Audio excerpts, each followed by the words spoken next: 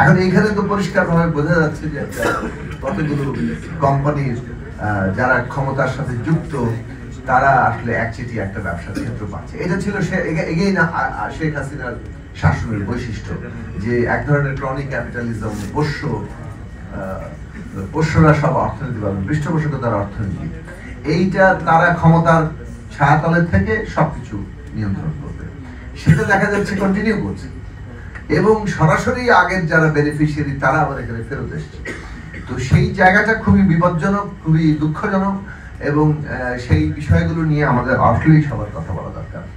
একচেটিয়া তৈরি হওয়ার এখানে সম্ভাবনা তৈরি হয়েছে, যেটা পরিষ্কারভাবে আপনারা দাবি করেছেন, একটু আগে ফয়সাল ভাই বললেন যে ওপেন করাটা খুব দরকারি। লাইসেন্সিং একটা এই দেশে ক্ষমতার ব্যবহার করে ব্যবসা বাণিজ্য নিয়ন্ত্রণ করার একটা পদ্ধতি হয়ে উঠেছে সমস্ত ক্ষেত্রেই। ইদানিংকালে বিভিন্ন মানুষের অভিযোগ আমাদের কাছে এসছে, এবং সেই থেকে আমরা আরেকটু বাস্তব সম্ভব ধারণা পেয়েছি যে কিভাবে লাইসেন্সিং এর মাধ্যমে সব ধরনের ব্যবসা বাণিজ্যের উপরে সরকার নিয়ন্ত্রণ কায়েম করে এবং সরকারের পোষ্যদেরকে সুবিধা দেয়। এই ব্যবস্থা বাতিল না করলে আমরা জনগণের যে সৃজনশীলতা সেটাকে আসলে বিকশিত করতে পারবো না।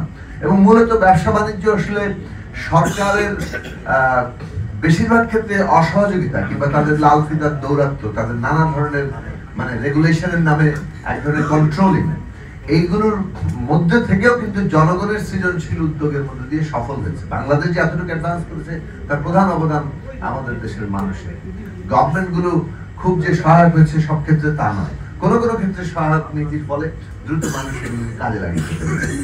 তো সেই জায়গা থেকে আমাদের মানে পলিসি সংক্রান্ত আমাদের দাবি হচ্ছে যে এইখানে এই লাইসেন্সিং এর মাধ্যমে নিয়ন্ত্রণ যাতে না হয়। আমদানি থাকবে, যদি এখানে লোকাল প্রোডাকশন হয় সেটা হবে, এবং সেই অনুযায়ী নীতিমালার ক্ষেত্রে নিশ্চয়ই লোকাল প্রোডাকশন গুরুত্ব পাবে এবং তাদের কিছু সুবিধা আমাদের দিতে হবে। কিন্তু সেটা যদি এরকম দাঁড়িয়ে যায় যে আসলে লোকাল প্রোডাকশনের নামে অ্যাসেম্বলিং হচ্ছে, ওটা ট্যাক্স ফাঁকের একটা মূলত মাধ্যম হয়ে উঠছে।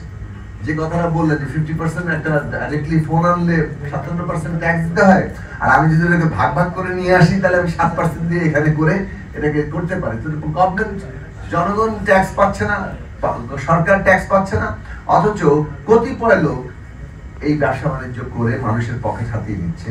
সেইটা আমাদের দাম তো একই রকমই রাখছে, সে 7% দিচ্ছে বলে দামটা যে কমিয়ে দিচ্ছে তা নয়, ডাবল দিচ্ছে। আপনি যে হিসাবটা দিলেন, ফলে এইটা আমার মনে হয় যে নিশ্চয়ই সবাই এই বিষয়ে নোট রাখছেন যে সরকারও লাভবান হতে হবে, যারা ক্ষুদ্র মাঝারি ব্যবসায়ী তারা লাভবান হতে হবে। আর গভর্নমেন্ট যদি ক্ষুদ্র এবং মাঝারি উদ্যোক্তাদের পক্ষে নীতি না করে, একচেটিয়ার পক্ষে নীতি করে, সেটা কোনো গভর্নমেন্ট, সেই গভর্নমেন্ট গণবিরোধী, এটা পরিষ্কার হবে, আমাদের সিদ্ধান্ত নিতে হবে। ফলে সেই জায়গাটা খুব জরুরি। আর ফরেন ডিরেক্ট ইনভেস্টমেন্টের একটা বড় এ নিয়ে অনেক রিসার্চ হয়েছে পৃথিবীব্যাপী, এমনকি ওয়ার্ল্ড ব্যাংকের রিসার্চ এটা এসেছিল যে ফরেন ডিরেক্ট ইনভেস্টমেন্ট সেই সব দেশে ইতিবাচক ফলাফল দেয় যারা ওইখানে টেকনোলজি ট্রান্সফারের ব্যবস্থা রাখে এবং সেইটা বিনিয়োগকে, মানে অর্থাৎ ওই লাভ অংশ দিয়ে সেই দেশেই বিনিয়োগের রাস্তা পরিষ্কার করে এবং অভ্যন্তরীণ প্রতিযোগিতার জায়গাটাকে উৎসাহিত করে। এখন যদি এটা উল্টো নীতি হয় যে আমরা টেকনোলজি ট্রান্সফারের কোনো ব্যবস্থা নাই, আমাদের এখানে মানে কিউমুলেটিভ বিনিয়োগ, মানে ফার্দার বিনিয়োগের কোনো ব্যবস্থা নাই, টাকা এখান থেকে লাভ করে বের করে নিয়ে চলে যাবে, যেভাবে মোবাইল কোম্পানিগুলো মানে এখান থেকে টাকা নিয়ে চলে যাচ্ছে।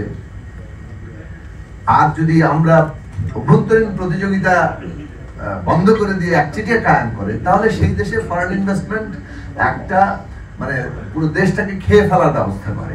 এই উদাহরণ কিন্তু পৃথিবীময় আছে।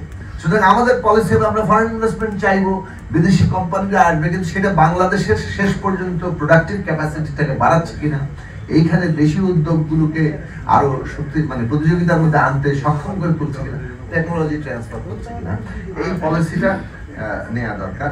সবশেষে আর একটু আমি আর কথা না বাড়াই।